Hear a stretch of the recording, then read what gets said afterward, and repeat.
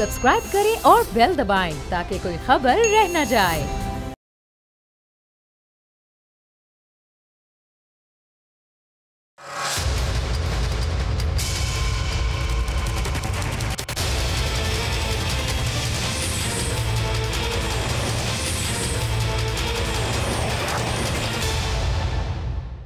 अस्सलाम वालेकुम, आप देख रहे हैं प्रोग्राम बस बहुत हो गया। मैं हूं अरबाब जहांगीर। अभी चंद हफ्तों पहले की ही बात है कि कोरोना से बेहतर होती सूरत हाल के बाद पूरे मुल्क में कोरोना की पाबंदियों में नरमी कर दी गई थी। जो कारोबार बंद थे उनको खोल दिया गया था और जो जिंदगी थी वो मामूल पर आ रही थी। लेकिन कोरोना की शिद्दत में कमी से फ़ायदा उठाने के बजाय, इसे कंट्रोल करने के लिए मौसर हिकमत अमली बनाने के बजाय, वैक्सीन का अमल तेज़ करने के बजाय वफाकी और सूबाई हुकूमतें सियासी जलसों और इंतखाबी मुहिम में मसरूफ़ हो गईं।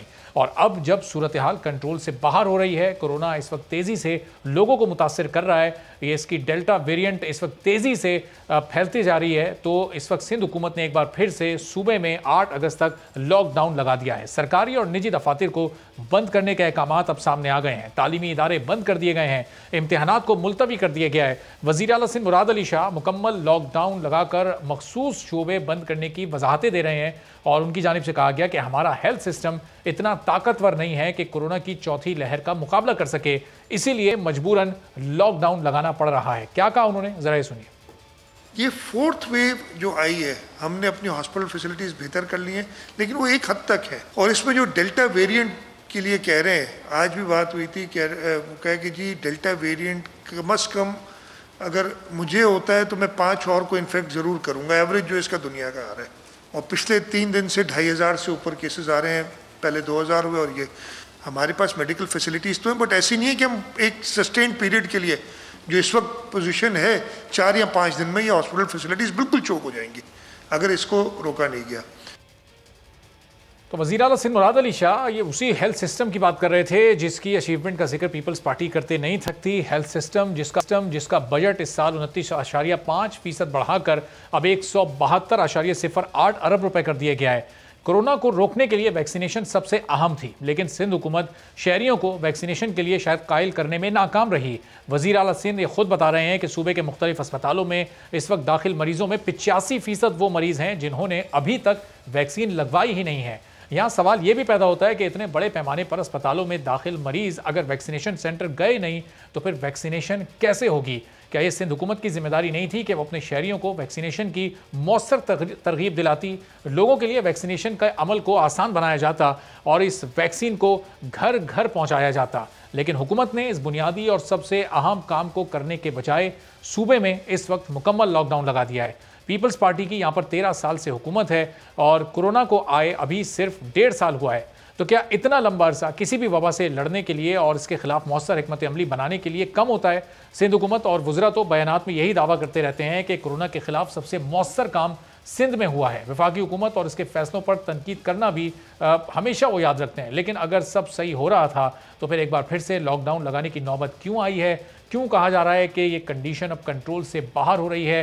ताजिरों ने इस फैसले को मुस्तरद कर दिया है, तालीमी नुकसान हो रहा है, प्राइवेट स्कूल्स की एसोसिएशन इस फैसले के खिलाफ बात कर रही हैं और इन्हीं लोगों का रद्द हुकूमती फैसले पर वो क्या सोच रहे हैं, इसके किस तरह से अब मईशत पर असरात मुरतब होंगे, बच्चों की तालीम पर इसका कितना असर पड़ेगा, इसी से आज प्रोग्राम में गुफ्तगू का आगाज़ करेंगे। जावेद कुरैशी साहब हमारे साथ मौजूद हैं, सदर हैं ऑल पाकिस्तान अंजुमन ताजरान सिंध के, और दानिश जमा साहब हमारे साथ मौजूद हैं जो कि प्राइवेट स्कूल्स एसोसिएशन और मैनेजमेंट की नुमाइंदगी करेंगे। तो जावेद साहब, सबसे पहले ज़रा आपसे ये जिक्र करते हैं कि ताजिरों का सबसे पहले रिएक्शन आया इस प्रेस कॉन्फ्रेंस के बाद। आप लोगों को क्या ऑन बोर्ड नहीं लिया गया? आज जब टास्क फोर्स का इजलास हुआ उसमें ताजिरों के नुमाइंदे शामिल नहीं थे, आप लोग इस लॉकडाउन के हक में नहीं हैं? ये देखें जी, आज जिस तरीके से कोरोना टास्क फोर्स का जो इजलास था उसमें जो भी स्टेक होल्डर थे उन्हें मदऊ नहीं किया गया। हमें अफसोस होता है कि हुकूमत एक तरफ तो ये कहती है कि हम सब लोगों को मिला जुला कर लेकर जा रहे हैं, दूसरी बात यह है कि जो स्टेक होल्डर हैं उन्हें आज के टास्क फोर्स के इजलास में मदऊ नहीं किया गया था। और जो सूरत हाल 16 माह से जो चल रही है छोटे ताजरों के साथ, वो इंतहाई गंभीर सूरत हाल इख्तियार कर चुकी है। अब साइंस सरकार ने जिस तरीके से ये मुकम्मल लॉकडाउन लगा दिया गया है, हम पहले भी इसे मुस्तरद कर चुके हैं और अब इसे सिरे से मुस्तरद करते हैं कि हम मुतहम्मिल नहीं हो सकते इस लॉकडाउन के लिए। ठीक है, क्योंकि जावेद साहब, मैं आपकी तरफ जरा मैं वापस आता हूँ, जरा दानिशुज़्ज़मा साहब को भी जरा गुफ्तगू में शामिल करूँ। दानिश साहब, जाहिर है ये बच्चों का पहले ही पिछले 1.5 साल में स्कूलों में तालीम का इतना नुकसान हो चुका है, अभी तो कुछ पेपर्स भी चल रहे थे और फिर नया तालीमी साल भी शुरू होना था गालिबन 2 अगस्त से।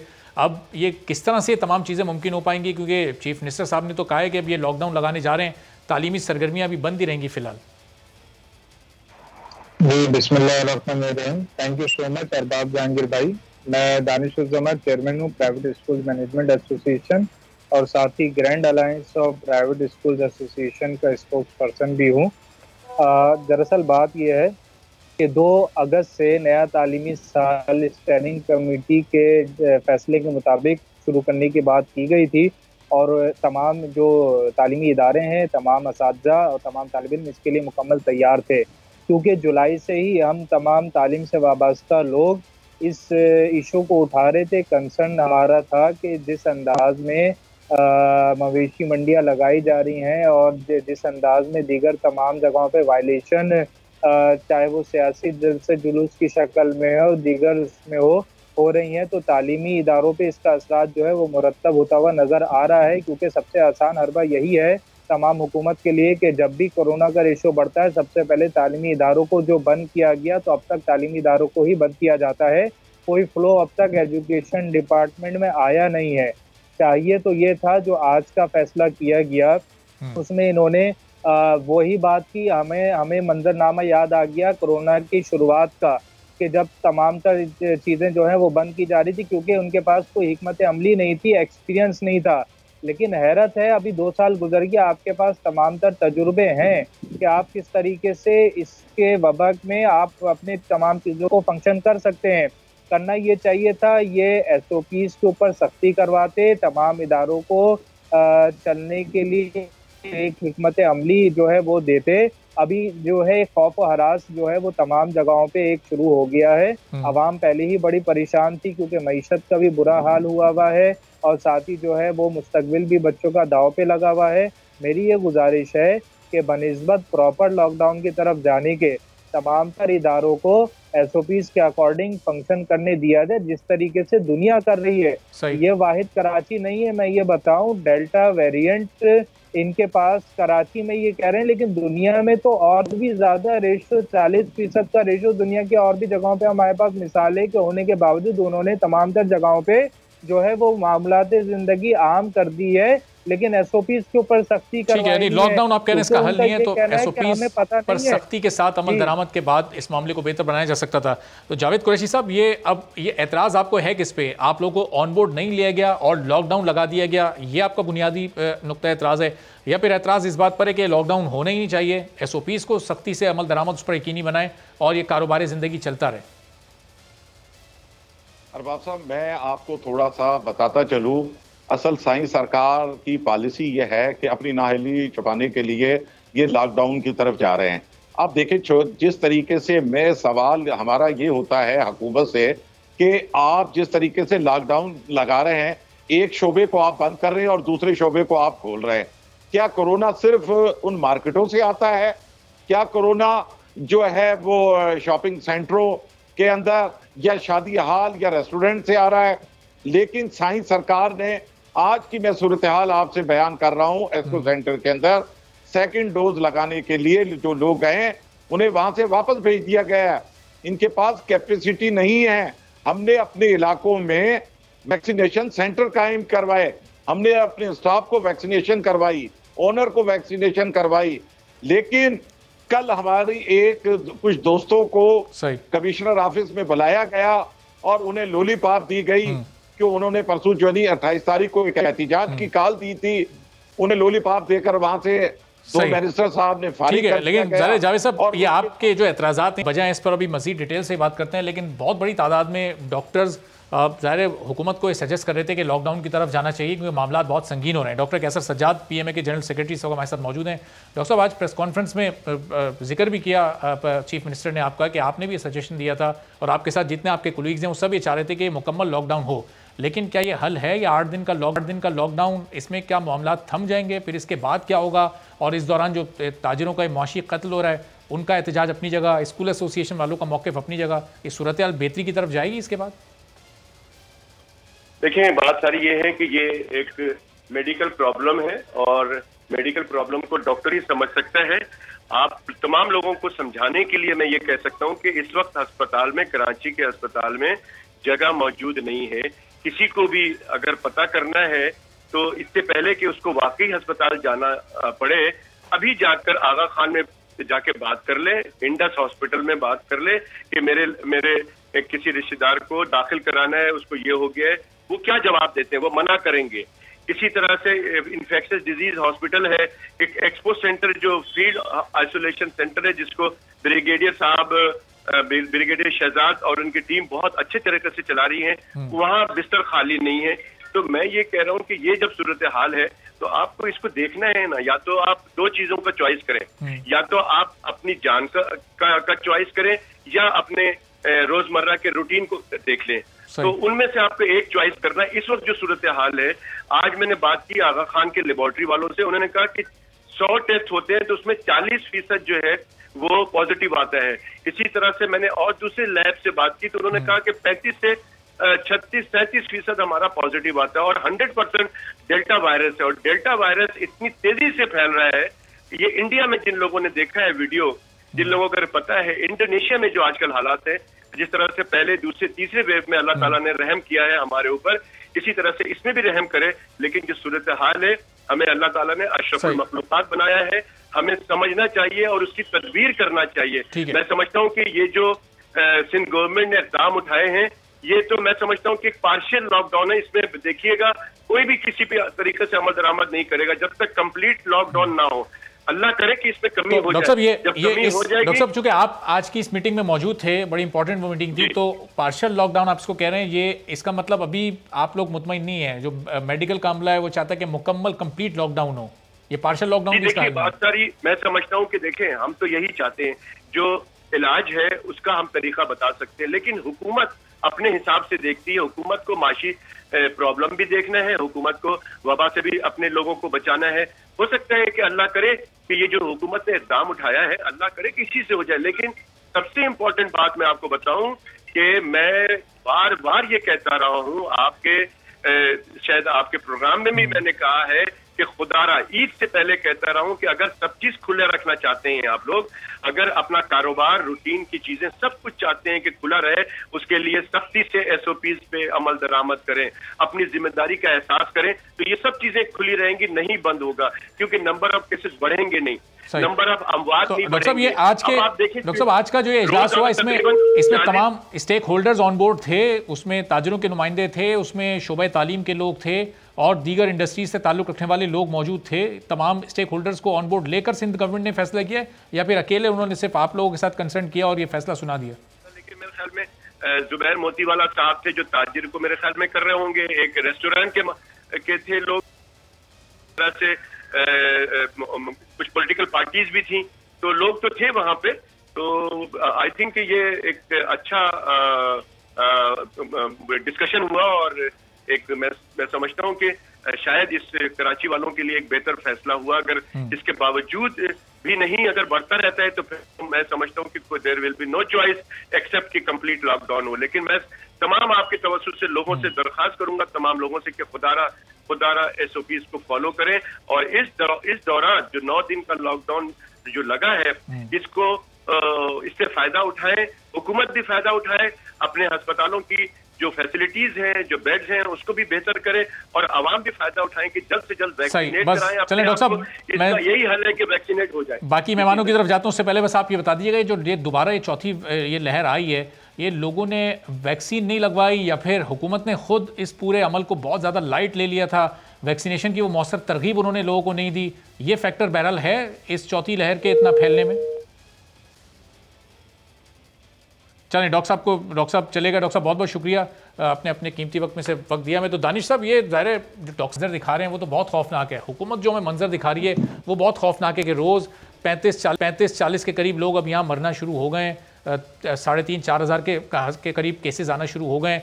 अब ऐसी सूरत हाल में किस तरह से SOPs पर अमल करके आप लोग अपना जो तजावीज़ आप दे रहे हैं इस पर किस तरह अमल हो सकता है, ये कारोबारी ज़िंदगी भी चलता रहे और जाने भी महफूज रहें? ये तो बड़ा रिस्क वाली बात हो जाएगी। देखें, फिक्रमंद तो हम भी हैं, और हम तो बहुत ज़्यादा ही हैं, क्योंकि हमारे ही मुल्क का मुस्तकबिल है जो।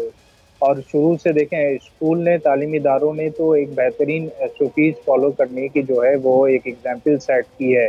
और मैं आपको ये बताता चलूँ कि जून में तमाम तालीमी इदारों का अहकामात जारी किए गए कि तमाम तर अमले को वैक्सीनेट करवाया जाए, तभी जो है वो तालीमी इदारों को खोला जाएगा। और तारीख दी गई थी 15 जून की। तो इस वक्त तालीमी इदारों में ज़्यादातर अमला जो है वो वैक्सीनेटेड भी हो चुका है। इवन ये भी हुआ है कि जो स्कूल इंतज़ामिया है उसने तमाम स्टाफ को ले जाके खुद वैक्सीनेट अपनी निगरानी में कराया है, और उसकी प्रॉपर चेक इन बैलेंस भी जो है बहुत सी जगहों पे चल रही है। अभी तरीक़ेकार ये इन्होंने कहा कि वैक्सीनेशन का अमल देखें, पंजाब में भी जो है ये मोबाइल वैक्सीनेशन के ऊपर आ चुके हैं, तो सिंध में भी ये काम होना चाहिए, क्योंकि जो सेंटर्स बनाए गए वहाँ पे रश की वजह से और अदम सहूलियात की वजह से लोग जो है वो सेकंड डोज भी अपना प्रॉपर तारीख पे नहीं लगवा पा रहे। हमारी तजवीज़ ये है कि आपने 8 अगस्त तक तमाम चीज़ें बंद की, तालीमी इदारों को हाइब्रिड सिस्टम के तहत आप कम से कम चलने दीजिए। हम नहीं कह रहे आप पूरे तादाद के साथ बच्चों को खोल लें। तरीक़ेकार ये है, जो पिछला सेक्रेटरी एजुकेशन का नोटिस है वो ये है कि तमाम तर तालीमी इदारों में ऑनलाइन क्लासेस चलती रहेंगी, जबकि असातिज़ा जो हैं वो 50% हाजिरी के साथ स्कूल आएंगे और स्कूल के दफातर को खोलने की इजाज़त होगी। साथ ही में वो बच्चे और वो वालिदैन जिनके पास ऑनलाइन की सहूलत नहीं है, उनको ये इजाज़त दी गई थी कि आप हफ्ते में एक दिन, एक क्लास का बच्चा हफ्ते में एक दिन जाके अपने टीचर से अपना होमवर्क लेकर समझकर वापस घर पे आए और उस असाइनमेंट को पूरा करके वापस जमा करवा दे। तो अगर आपको लग रहा है कि सूरत हाल बहुत ज़्यादा तशवीशनाक है, तो जिस तरीके से दीगर शोबों में आपने उनकी ज़रूरियात को समझते हुए उनकी नकलो हरकत की इजाज़त दी है, महदूद अंदाज में, तालीमी इदारों को पूरा बंद ना करें, महदूद अंदाज में नकलो हरकत की इजाज़त दें, ऑनलाइन सिस्टम पे आए, उन जगहों पे जहाँ सहूलत नहीं वहाँ दानिश साहब ये जो ऑनलाइन सिस्टम था कि ये एक मुनासिब मुतबादिल था, क्या वाकई इससे तालीम का नुकसान नहीं हो रहा था? जिस तरह नॉर्मल हालात में बच्चा जाकर स्कूल में तालीम हासिल करता है, वो एक ऑनलाइन सिस्टम के थ्रू उस तक वो तमाम चीज़ें पहुँच पा रही थी, यानी वो तालीम के तकाजे पूरे हो रहे थे? नहीं जी, ये मुतबादिल नहीं था यहाँ पे। लेकिन ये आपको मैं बताऊं कि ये मुश्किल से 30% से 35% ये रेशो है ऑनलाइन सिस्टम जो कवर कर रहा था। लेकिन इसमें एक फ्लक्चुएशन रखी गई थी कि जिनके पास सहूलत नहीं है, क्योंकि यहाँ पेरेंट्स के पास होता ही है, उनको अवेयरनेस नहीं है, उनके पास गैजेट्स नहीं है, फिर ज़्यादातर वालिदैन दोनों ही जॉब कर रहे होते हैं, तो उनके लिए सहूलत रखी गई थी कि आप हफ्ते में 1 से 2 दिन स्कूल जाकर वहाँ से होम असाइनमेंट लेके आ जाओ, बच्चे को कराएं। देखें, बिल्कुल कतई ताल्लुक हो जाना तालीम से बच्चे का, वो ज़्यादा नुकसानदेह बनिस्बत इसके कि हफ्ते में 1 से 2 दिन जो है उसे तालीम से जो है वो वाबस्ता सरगर्मियों में जोड़ा जाए और किसी भी तरीके से बच्चे को जो है ना वो तालीम दी जाए। हालांकि ये हमारा, हम नहीं कहते कि इसका मुतबादिल है, लेकिन एटलीस्ट कुछ तो होना चाहिए। आप मुकम्मल बंद कर देंगे, ये तीसरा सेशन है। 2020 के फरवरी से लेके जो तालीमी इदारे बंद हैं, मुश्किल से 1 माह चलते हैं, फिर बंद कर दिए जाते हैं। ये 2021 के अगस्त में हम बैठे, अब तक हम कोई हिकमत अमली नहीं बना सके। तो तालीम के शोबे में हुकूमत के पास कहीं कोई वाज़ेह पॉलिसी नजर नहीं आ रही। दानिश साहब, मैं वापस आपकी तरफ आता हूँ, जरा जावेद कुरैशी साहब से भी जो उनके मसाइल हैं, उनकी मुश्किलात भी जरा थोड़ा मजीद जान लें। तो जावेद साहब, ये अब आप लोग क्या चाहते हैं? हुकूमत तो इस पर इम्प्लीमेंट करेगी, ये लॉकडाउन का फैसला आ गया, इसके खिलाफ आप लोग एहतजाज करेंगे या हुकूमत से मुज़ाकरात करेंगे कि इसके बदले कोई पैकेज आपको दिया जाए, छोटे ताजिरों की कोई मदद की जाए, कुछ आपकी मुश्किल को बांटा जा सके, कम किया जा सके? बुनियादी मुतालबात क्या हैं अब आपके हुकूमत के लिए? देखें अरबाब साहब, मैं कुछ, आप थोड़ा सा टाइम मुझे दे दें, मैं थोड़ा सा ब्रीफ कर दूं। जी जरूर। असल बात, सूरत हाल ये नहीं है, हम हुकूमत से भीख नहीं मांग रहे, लेकिन आप कनाडा चले जाएं, यूरोप चले जाएं, अमेरिका चले जाएं, जब भी लॉकडाउन हुआ है उन्होंने वहां की आवाम को और उनको फैसिलिटेट किया है, $1500 तक दिए हैं। हमें 16 माह में 1 रुपया भी नहीं दिया। अब टाइमिंग देखें, आप गवर्नमेंट की पॉलिसी देखें, आज 30 तारीख है और सुबह 31 है, और पहली तारीखों को लोगों को सैलरियां मिलती हैं। वो सैलरियां कहां से, वो जो छोटे लोग हैं वो कहां से हमसे लेंगे? कराची के अंदर तकरीबन 1 दिन का लॉकडाउन से 4 अरब रुपए से ज्यादा का नुकसान है। अभी हालिया जो रिपोर्ट जो आई है स्टेट बैंक की, 32 लाख से ज्यादा बेरोजगारी हुई है। साईं सरकार छोटे ताजरों पे पाबंदी लगा रही है, लेकिन जब मवेशी मंडी लगी हुई थी, सब्जी मंडी लगी हुई थी, वहां क्यों उन्होंने दाखिला दिया बगैर वैक्सीनेशन के? अपनी नाअहली पर पर्दा डालने के लिए उन्होंने छोटे दुकानदारों पर ये लॉकडाउन की तलवार लटका दी। अब मुझे ये बताया जाए, हुकूमत बताए कि छोटा ताजिर आपसे भीख नहीं मांग रहा। एक दुकान में कम से कम 3 से 4 बंदे अंगेज होते हैं, वो उनके घर को किफालत करने वाले होते हैं, वो खानदान है। लेकिन हुकूमत, जैसे डॉक्टर साहब ने अब से पहले कहा, जुबैर मोतीवाला साहब बड़े काबिल एहतराम है भाई, वो इंडस्ट्री को रिप्रेजेंट कर रहे हैं, वो ना कि छोटे ताजिरों को। लेकिन छोटे ताजिरों के स्टेक होल्डरों को आप बुलाते नहीं है। आप बंद कमरों में पॉलिसियों का ऐलान कर रहे हैं, लेकिन हालत यह है कि आज लोग फाका कशी, हमारे सीएम साहब आज प्रेस कॉन्फ्रेंस में कहते हैं मुझे तो कोई भी खुदकशी करता नजर नहीं आ रहा। जावेद साहब, ये जितनी जावेद साहब जो आप लोगों की एसोसिएशंस बनी हुई हैं, जो तंजीमें बनी हुई हैं, इसके ओहदेदार तो इन मीटिंग्स में एज स्टेक होल्डर शरीक होते हैं, तो वो आप लोग का मौक़िफ़ फिर वहाँ क्या उस तरीके से बयान करते नहीं? नहीं अरबाब साहब, नहीं ये इन्होंने बुलाया, मैंने आपसे कल अर्ज की, कल कमिश्नर ऑफिस में बुलाया, उन्होंने तजावीज़ ली और उन्होंने कहा कि आपकी तजावीज़ बहुत बेहतर है, हम सीएम साहब के सामने रखेंगे और कुछ इसमें रिलीफ दिलवाएंगे। उन्होंने रिलीफ क्या दिलवाना था, उन्होंने तो गर्दन ही उड़ा दी। उन्होंने कहा ना होगा बात, ना बजेगी बांसुरी, ये मरे खपे ये लोग। और आप एक पॉलिसी देखें, यानी एनसीओसी की पॉलिसी और सिंध गवर्नमेंट की पॉलिसी, दोनों की मुख्तलिफ पॉलिसी है। भाई इसके इदारे को खत्म कर दे। 18वीं तरमीम के बाद सूबे को इख्तियारात है, वो जो मन। तो अब जावेद साहब, ज़ाहिर इख्तियारात भी हैं सूबे के पास, गवर्नमेंट को सब चीज़ें पता भी हैं, इन मुश्किलात का भी इल्म है, लेकिन इसके बावजूद ये फैसला तो आ गया। अब गवर्नमेंट ने अपना फैसला सुना दिया, आप लोगों का फैसला क्या होगा? इसको मानेंगे, एक हफ्ते तक इसी तरह से घरों में बैठे रहेंगे, या फिर कोई लाएअमल वगैरह आप लोगों ने बनाया है, कुछ करने जा रहे हैं? देखिए, कल हम अपनी एक मीटिंग, एक जनरल मीटिंग बुला रहे हैं, उसमें तमाम स्टेक होल्डर शरीक होंगे। और उसके अलावा हमारा लाएअमल यह है कि हम एक मुहिब्बे वतन पाकिस्तानी है, हम लॉ एंड ऑर्डर की सिचुएशन मुल्क के अंदर पैदा नहीं करना चाहते। हमें मजबूर किया जा रहा है, हम अपने बच्चों समेत रोडों पे आए और धरना देकर बैठ जाए, तब हुकूमत हमारी बात शायद मान जाए। इससे पहले हुकूमत में मुझे नजर नहीं आता वो ताजिरों की भलाई के लिए कोई काम करे। टैक्स भी हम देते हैं, ठीक है, हमारी तनख्वाहों से, हमारे पैसों से ये तनख्वाहें भी लेते हैं और छुरिया भी हमारे गलों पे। ठीक है, चलो जावेद साहब, कल आप लोग ऐलान करेंगे क्या आप लोग करने जा रहे हैं। दानिश साहब, आप लोग की एसोसिएशन, तमाम एसोसिएशन प्राइवेट स्कूल्स की क्या मिलकर बैठी हैं? कुछ तय हुआ है अब क्या करना है? गवर्नमेंट से बात करनी है, उनको कन्विंस करना है, या फिर उनके इस अमल को मेनोन तस्लीम करना है? जी देखिए, हमने तो इस चीज़ की सख्त मजम्मत की है और इस फैसले को मुस्तरद किया है, और हम पिछले एक हफ्ते से मुस्तरद करते आ रहे हैं। Grand alliance of private school association, तमाम एसोसिएशन एक अम्ब्रेला के नीचे आ चुकी हैं स्कूलों की, और सब जो है इस पर अपना वाज़ेह मौक़िफ़ दे चुकी हैं। आज के फैसले के ऊपर ग्रैंड अलायंस अपना मौक़िफ़ देगी।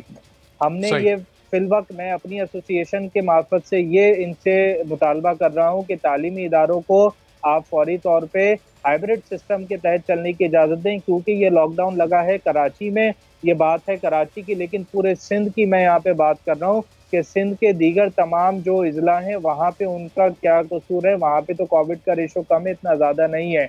अच्छा, अब बात दरअसल ये आ जाती है कि हमारे पास जो पंजाब में है वो क्योंकि अपना तालीमी अभी सिलसिला शुरू कर चुके हैं, 2 अगस्त से वहाँ पे ये चल जाएगा। हम सिंध में अगर बंद कर देंगे, अभी ये चीज़ भूल गए कि मुहर्रम अभी हमारा काबिल एहतराम जो महीना है वो शुरू हो रहा है। आगे की क्या प्लानिंग है? 8 अगस्त के बाद को हम जब मुहर्रम का चांद नजर आएगा, हमें मजीद हिकमत अमली बदलनी पड़ेगी।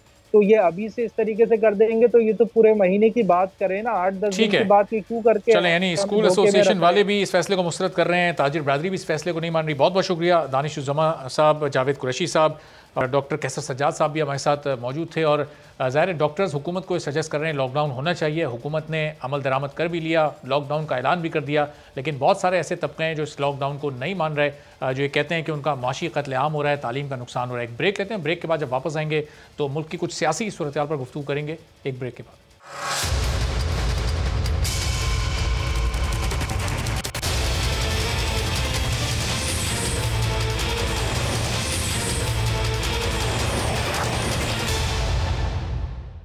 प्रोग्राम में एक बार फिर आपको खुशामदीद कहते हैं। और ज़ाहिर है कि सिंध में आज लॉकडाउन का ऐलान कर दिया गया है। वज़ीर आला सिंध मुराद अली शाह ने बड़ी अहम प्रेस कॉन्फ्रेंस की।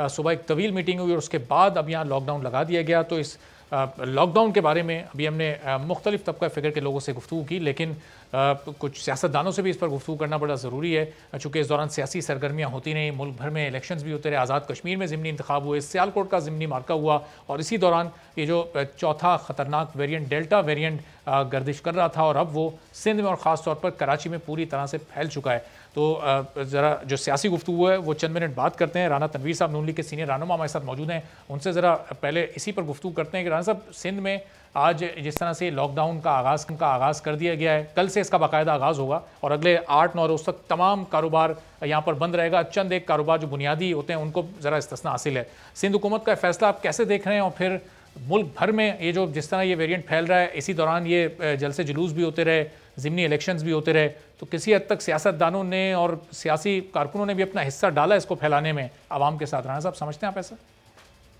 जी शुक्रिया। मैं बिल्कुल आपसे इत्तेफाक करता हूँ। जो सियासतदानों वाली बात है, इस वक्त पूरी कौम को चाहिए कि वो एहतियात जो बरतनी है या SOP हैं इसके कोरोना के, वो उन पे अमल करना बहुत ज़रूरी है।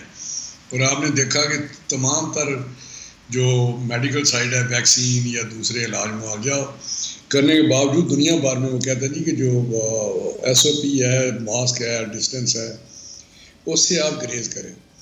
तो जहाँ तक सिंध गवर्नमेंट के फैसले का तल्लुक है, मैं उसको फुली इंडोर्स करता हूँ कि ये मुश्किल फैसले हैं, इसमें कोई शक नहीं कि बिज़नेस कम्युनिटी है, आम आदमी है, सब अफेक्ट होते हैं। लेकिन ये भी ज़रूरी है कि कोरोना को फैलने से रोका जाए। और पहले आपने देखा इंडिया में जो हमारे हमसाए मुल्क है, जिसमें वहाँ क़यामत टूटी थी कोरोना की नंबर्स जो थे, तो मैं अब समझता हूँ हमारा 5000 प्लस कुछ नंबर हो गया है। ये बड़ी ख़तरनाक जो लिमिट है वो उसकी तरफ बढ़ रहा है। अभी 3-4-5 दिन में ये फ़र्क पड़ा है कि 2000 से कहीं पहुंच गया, ये 3000 प्लस हो गया। तो अगर उन्होंने मुकम्मल लॉकडाउन किया, ये बड़ी एक मुश्किल फ़ैसला था, लेकिन मैं समझता हूँ बिल्कुल उन्हें सब स्टेक होल्डर से बात करके, इसमें कोई शक नहीं बिज़नेस कम्युनिटी को प्रॉब्लम आते हैं, रोज़ी का मसला है, आम आदमी को रोज़ी का मसला है, लेकिन ये साथ साथ ये भी बहुत ज़रूरी है। अगर SOP पे अमल नहीं करेंगे तो फिर गवर्नमेंट के पास कोई चाराकार नहीं कि वो जो सख्त मैयज़ हैं वो ले, और जैसे यकीनी तौर पे सोशली फाइनेंशियली हर तरीके से तकलीफ पहुंचती है जब मैयज़ लिए जाते हैं। तो मैं समझता हूँ ये उन्होंने ठीक काम किया है। हमें सबको कोऑपरेट करना चाहिए जो इन फैसलों के साथ। तो राना साहब, जब तक इस वायरस की जब तक राना साहब वैक्सीन नहीं आई थी, उस वक्त तक तो सिर्फ SOPs पर अमल करना था। जब से वैक्सीन आई, अभी वैक्सीनेशन भी सबके लिए ज़रूरी हो गई। बहैसियत कौम हम क्यों वैक्सीन की तरफ नहीं जा रहे? अभी तक भी, आज तक भी हम फिगर देखें तो 3 करोड़ लोगों को भी अभी तक वैक्सीन नहीं लग सकी है। हमारी 22-23 करोड़ की आबादी है।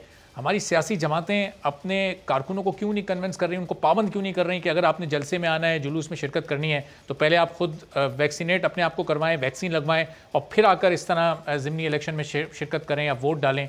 अगर इस तरह की पाबंदियाँ होती तो आपको लगता है कुछ बेहतरी आ सकती थी, लोग वैक्सीनेशन की तरफ माइल होते? यकीनन आपने जो बात की है, मैं उससे फिर 100% एग्री कर रहा हूँ कि हमें भी इसमें अपना हिस्सा डालना चाहिए, बल्कि हमारी ज़्यादा जिम्मेदारी है। बिल्कुल, मैंने वैक्सीन कराई अर्ली स्टेज पे, तो मैंने उसकी जो तस्वीर पिक्चर थी वो शेयर की अपने हल्के में सारे भिजवाई।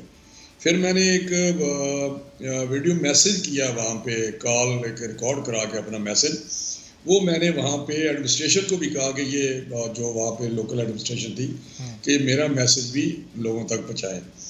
और ये बात बिल्कुल मैं समझता हूँ। लेकिन जहाँ तक वैक्सीन के परसेंटेज का तल्लुक है, वो भी बिल्कुल 70% कहते हैं जब तक वैक्सीन नहीं होती उस वक्त तक ये ख़तरा ज़्यादा रहेगा। लेकिन वैक्सीन के बावजूद मैंने वैक्सीन को 5 महीने हो गया करवाई है, लेकिन मैंने SOP उसी तरह ही रखे हैं, और जिस तरह ना लगवाने उसके वैक्सीन के अलावा रखने चाहिए।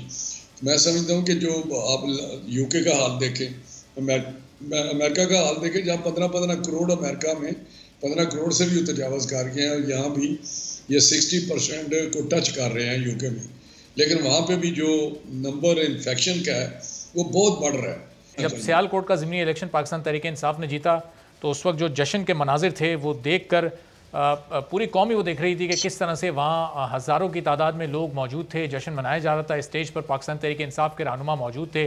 तो राना तनवीर साहब, ये ज़ाहिर है जब कोई भी इलेक्शन का अमल होता है उसके लिए कैंपेन शुरू होती है, उसमें हम ये तमाम SOPs बहैसियत सियासतदान भी और बहैसियत सियासी कारकुन भी क्यों भुला देते हैं? किसी ऐसे मौके पर भी हमें अपनी इस बीमारी को, इस वबा को याद रखना चाहिए, क्योंकि जब हम इस चीज़ को भुला देते हैं तो फिर एकदम से लहर, ये जो पहली, दूसरी, तीसरी, चौथी लहर आई है, ये ऐसे ही आई है कि जब सियासतदान जलसे जुलूस शुरू कर देते हैं, मामूलात ज़िंदगी बहाल हो जाते हैं, दीगर कारोबार भी खुल जाता है, फिर ये एक नई लहर हमला कर देती है। देखिए, मैं आपको गुजारिश करूं, आप बातें इसके मुतल्लिक जो कर रहे हैं बिल्कुल ठीक कर रहे हैं, लेकिन बड़ा ये अनफॉर्चुनेट है कि एक तो वैक्सीन के मुतल्लिक बड़ी एटीट्यूड हमारा था, किसी तरीके से कुछ लॉबीज थी जो फार्मास्यूटिकल्स हैं, वो माफिया, उन्होंने ये फलाई बात कि वैक्सीन ना करवाएं, ये बड़ी ख़तरनाक है। सही। तो उस पर मैंने देखा है कि बड़ा इररिस्पॉन्सिबल ये एटीट्यूड था इन लोगों का, सिर्फ एक फाइनेंशियल गेन के लिए। सही। दूसरी बात आपने जो की है कि इसके अलावा जो आपने कहा कि हमारा जो एटीट्यूड है वो जनरली भी आप देखें तो मैं देखता हूँ जब किसी बात में करता हूँ तो वो कहता है कोरोना शुरोना कुछ भी नहीं है।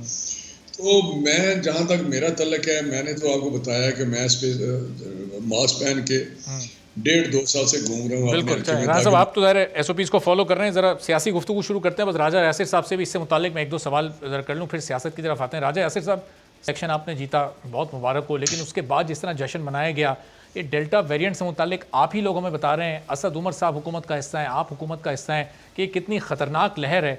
और जिस तरह वहाँ जश्न मनाया जा रहा था, हज़ारों की तादाद में लोग थे, पाकिस्तान तहरीक इंसाफ के सीनियर रहनुमाओं को हम देख सकते थे स्टेज पर। तो ये ऐसे मनाजिर, ये इस तरह का मंजर होना चाहिए था बगैर SOPs के। किसी ने कोई मास्क नहीं लगाया हुआ और आज हम सिंध बंद करने पर मजबूर हो गए। खुदा ना खास्ता कल को पूरे मुल्क में फिर लॉकडाउन लग सकता है। जी बड़ा अनफॉर्चुनेट है जी, और ऑब्वियसली इसमें जो पॉलिटिकल लीडरशिप है उसको तो मजबूरन इन्वॉल्व होना पड़ता है, हो जाती है।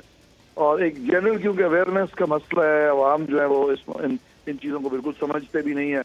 और आपकी बात ये भी मैं ये कहना चाहूँगा कि ऑब्वियसली इसमें लीड पॉलिटिकल लीडरशिप को लेनी पड़ती है, लेकिन इसमें भी जब तक तमाम पॉलिटिकल पार्टीज एक पेज पे ना आ जाएं कम से कम इस मसले पे, तब तक ये भी मुमकिन नहीं है। क्योंकि अगर एक पार्टी के लीडर कर रहे हैं, दूसरी के नहीं कर रहे, हुकूमती के कर रहे हैं, तो उनको फिर जो नेगेटिव बैकलैश अवाम की तरफ से आता है, उस चक्कर में फिर वो पॉलिटिशियंस जो है उनका तो कैपिटल ही उनका वोट बैंक होता है।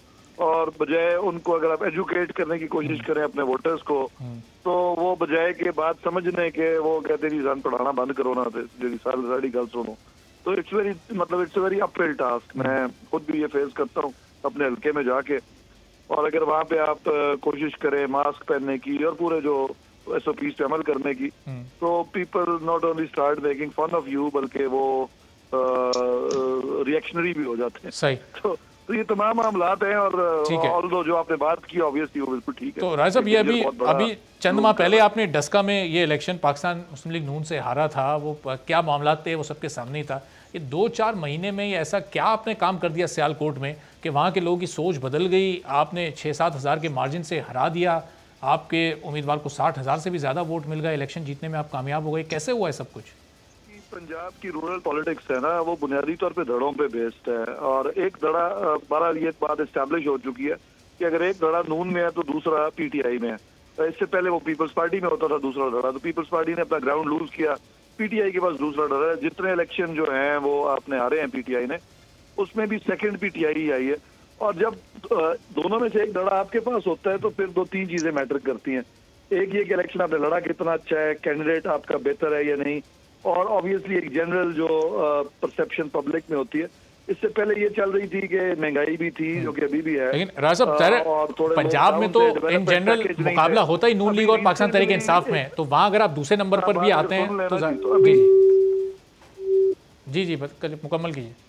अभी रिसेंटली जो एक बड़ा हैवी पैकेज गवर्नमेंट ने दिया है, उससे एक जनरली अपबीट है टोन पूरे पंजाब में, और लोग बड़े एक्साइटेड हैं। तो दैट्स व्हाई इलेक्शंस जो है उन पे जो स्विंग वोट होता है, जिसकी वजह से फैसला होना होता है, वो इस वक्त थोड़ी उसकी पोजीशन पीटीआई के हक में। तो राजा साहब, ये इलेक्शन से पहले जो सिर्फ ये एक पैकेज दिया गया, सिर्फ उसकी बुनियाद पे अवाम ने आपको वोट दे दिया, ये कह रहे हैं आप, उसके बाद अवाम ने समझा? इन जनरल जी, पंजाब ना सिर्फ इस हल्के में नहीं, पूरे पंजाब में इस वक्त एक बड़ा लंबा चौड़ा एडीपी प्रोग्राम है, जिससे मैं अपने हल्के में भी फील करता हूँ कि लोगों में थोड़ी एक्साइटमेंट पैदा हुई है। इससे पहले मुकम्मल मायूसी चल रही थी। पहले साल तो क्योंकि वैसे मुल्क की हालात, इकोनॉमी ठीक नहीं थी, फिर कोविड की वजह से मजीद डाउन चली गई, और उसके बाद इन्फ्लेशन भी थी, तो काफी हमारा वोटर भी जो है वो उसका मोरल डाउन था।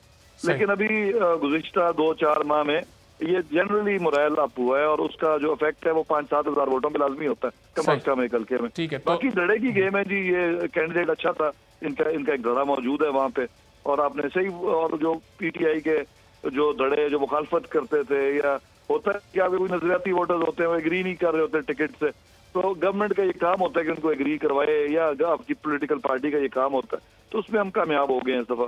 ठीक है राजा साहब, पॉइंट आपका आ गया। एक ब्रेक लेते हैं यहाँ पर, और फिर ब्रेक के बाद राना साहब के सामने मैं सवाल रखता हूँ, फिर तैमूर तालपुर साहब भी पाकिस्तान पीपल्स पार्टी के रहनुमा में ज्वाइन करेंगे। एक ब्रेक के बाद वापस आते हैं।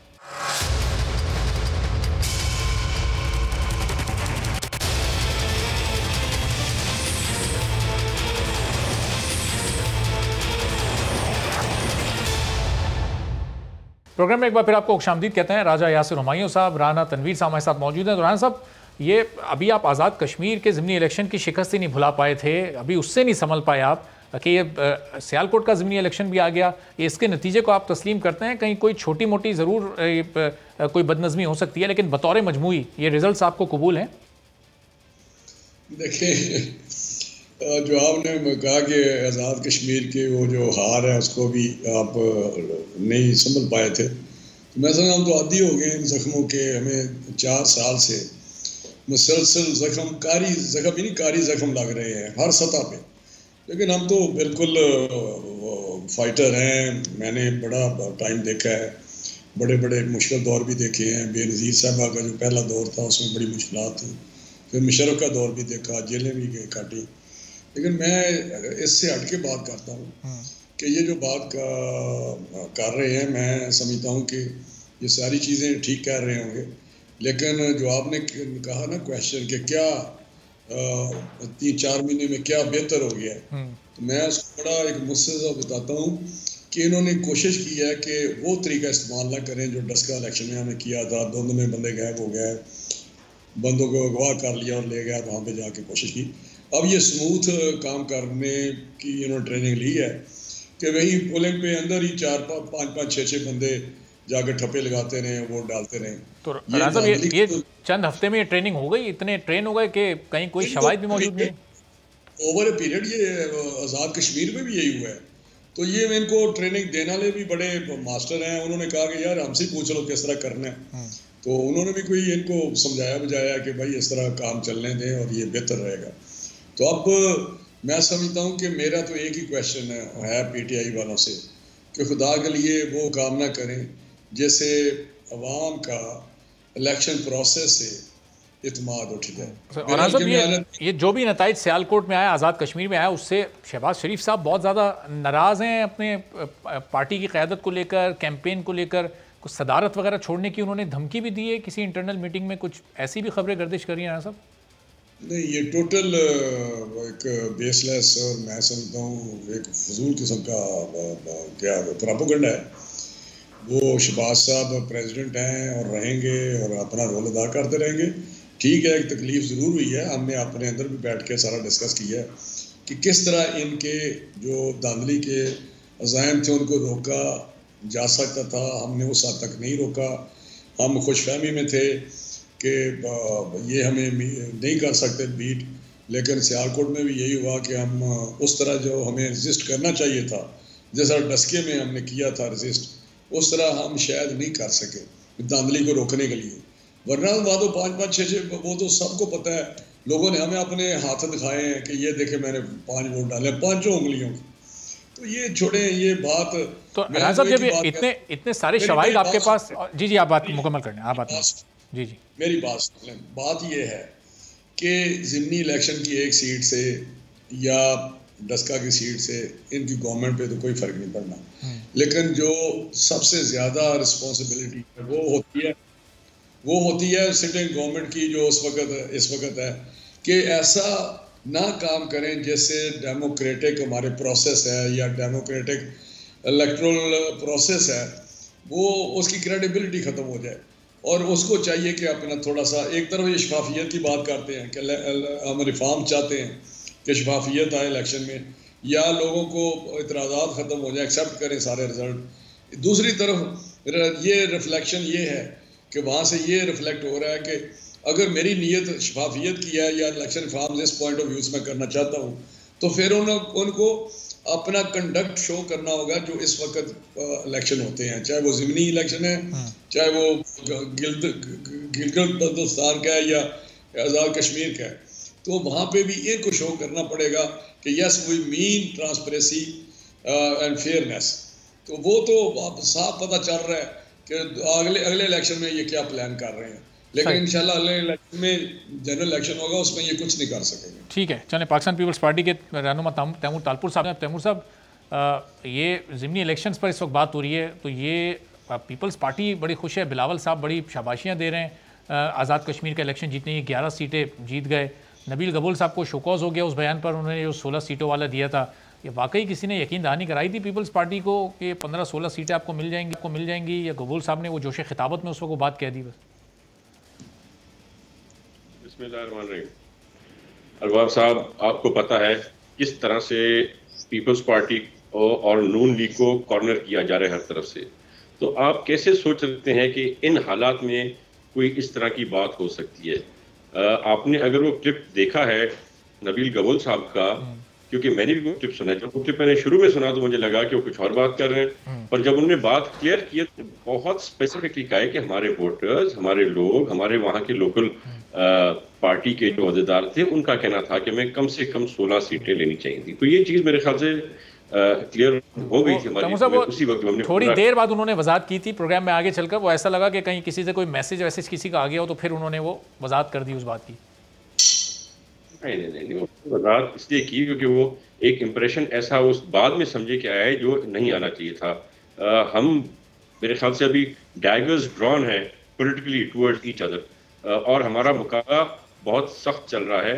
जिस तरह से हम इलेक्शनों में उनके सामने आ रहे हैं, जिस तरह से हमने उनको 12 बाई इलेक्शंस हराई हैं, तो उससे ज़्यादा और के सबूत मेरे ख्याल से सामने आना चाहिए। जिस तरह से हमने यूसुफ गिलानी साहब को जितवाया वो भी आपके सामने है, और जिस धांधली से जो हमारे तैमूर साहब ये जिन इवेंट्स के आप जिक्र कर रहे हैं उस वक्त पीडीएम हुआ करती थी, वो 10-11 जमातों का इत्तेहाद था। जैसे ही आप लोग पीडीएम से अलग हुए, ये वो 8 जमातें अलग हुई, आप और एनपी अलग हुए, तो ये अपोजिशन की ताकत आप देंगे फिर तकसीम हो गई है।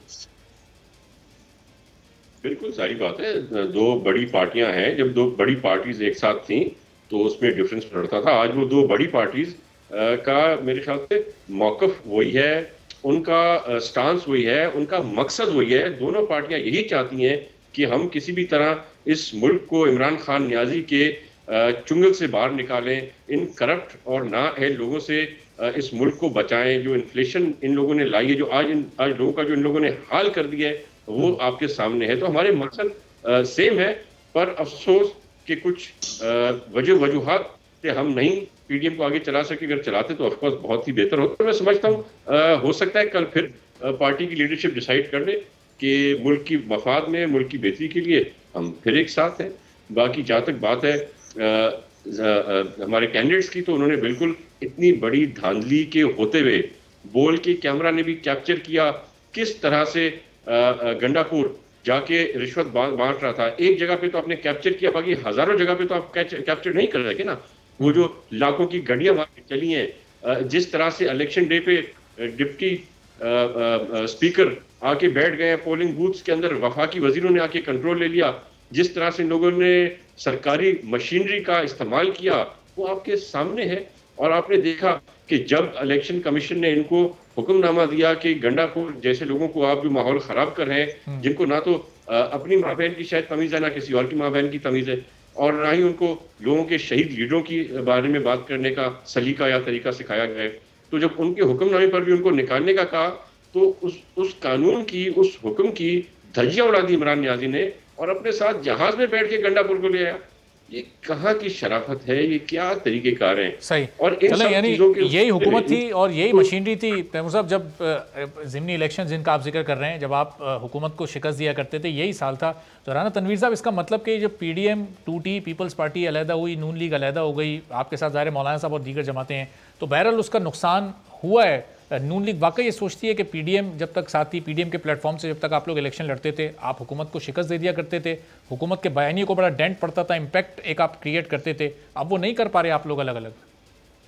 नहीं, बात जहाँ तक PDM की है, मैं बिल्कुल आपसे इत्तेफाक करता हूँ। अगर सारे हम इकट्ठे होते तो उसका ज़्यादा इम्पैक्ट आता और इस गवर्नमेंट को हम डिस्टर्ब कर सकते थे या निकाल भी सकते थे, लेकिन अनफॉर्चुनेटली नहीं हुआ। लेकिन मैंने हमेशा मैंने कहा है कि इस हाल में भी पीपल्स पार्टी का जो मिशन है या टारगेट है वो इस गवर्नमेंट से जान छुड़ाना है, और हमारा भी PDM में जो बाकी जमातें हैं उसका भी यही मिशन है। एंड जो हमारा है पॉइंट, जो एक सेंट्रल पॉइंट है, वो वही है। आज भी वहाँ खड़े हैं, लेकिन एक रास्ता हमने सजेस्ट किया उनको, उनका कोई और रास्ता उन्होंने बताया गवर्नमेंट को निकालने के लिए, जहाँ से थोड़ी सी हुई। लेकिन आज भी पार्लियामेंट में हम इकट्ठे बैठते हैं, वहाँ पे हम अपोजिशन इकट्ठी करते हैं हर इशू पे, और बाहर भी ये इसी जो प्रोग्राम है उस पर हम अमल कर रहे हैं सारे, कि इस गवर्नमेंट से जो नाअहल है, जो एक बददियानत हुकूमत है और जिसकी बैड गवर्नेंस की इंतहा नहीं, मैंने तो बैड गवर्नेंस का लफ्ज़ ही नहीं है इनके लिए, तो वो चीज़ें सामने हैं। अगर मिल के हम करते तो यकीनी तौर पे चाहे ज़िमनी इलेक्शन होते, चाहे वो गवर्नमेंट के खिलाफ हम जो हमारी स्ट्रगल है सबकी, उसमें हम ज़्यादा शायद कामयाबी के इम्कान होते बनिस्बत इस वक्त हम काम कर रहे हैं। ठीक है, लेकिन तैमूर साहब, अब ये गिलगित बल्तिस्तान के इलेक्शन से फिर आज़ाद कश्मीर या फिर सियालकोट में ज़िमनी इलेक्शन, हुकूमत ने मोमेंटम चेंज कर दिया है। पहले ये मोमेंटम आपके साथ हुआ करता था, अभी शिफ्ट होकर हुकूमत के पास आ गया है, और अब ज़ाहिर है 2 साल से भी कम का अरसा है 2023 के इलेक्शन में। तो इस वक्त तकरीबन 90% इम्कानात ये हैं कि ये हुकूमत बड़ी आसानी के साथ अपनी मुद्दत पूरी कर जाएगी, और आप हों या नून लीग हों, अलग अलग अपोजिशन करते रहें, लेकिन इस हुकूमत को नहीं गिरा सकते आप लोग। जहाँ तक बात है हुकूमत गिराने की, तो ना ही मेरे ख्याल से पाकिस्तान पीपल्स पार्टी, ना ही नून लीग कहीं भी कोई लीनियंसी देगी इनको। बाकी ये किस्मत की बातें हैं, हम अपनी तरफ से पूरी कोशिश करें। बात ये नहीं है कि हुकूमत रहे या ना रहे, बात यह है कि जिस अज़ाब से इस मुल्क के शहरी गुजर रहे हैं, जिस लेवल की यहाँ पे करप्शन हो गई है, आपने 117 से 124वें मोस्ट करप्ट नेशन पे आप पाकिस्तान को ले गए हैं, तो अब आम आदमी खुदकुशियाँ करने की तरफ जा रहा है, अब आम आदमी भूखा सो रहा है। उनका जब हमें ख्याल आता है तो तब हमें दुख होता है कि ये 2 साल और आम पब्लिक, पाकिस्तान के लोग, आम शहरी क्या गुजारा कर सकेंगे इतनी करप्शन में और इतनी महंगाई में, या उनका पेट हम खाली रख सकते हैं 2 साल के लिए? कैसे ये वक्त गुजरेगा? अगर इमरान खान अगर हुकूमत करे 2 साल, हमें क्या कर सकते हैं? वो तो जो भी वो पहुंच सकता था, जो कार्रवाइयाँ कर सकता था, जो भी बदजनती कर सकता, जितने भी पॉलिटिकल केसेस हम पे कर सकता, उसने कर लिए, और इसका तो कुछ कर नहीं सकता। तो बात आम आवाम और पब्लिक की, बात हमारी नहीं है। ठीक है, चलें, बहुत बहुत शुक्रिया तैमूर तालपुर साहब, राना तनवीर साहब और राजा यासिर हुमायूं मौजूद थे। गुफ्तगू आपने तमाम मेहमानों की सुनी। आज के प्रोग्राम से नाज़रीन इजाज़त दीजिए, अल्लाह हाफ़िज़।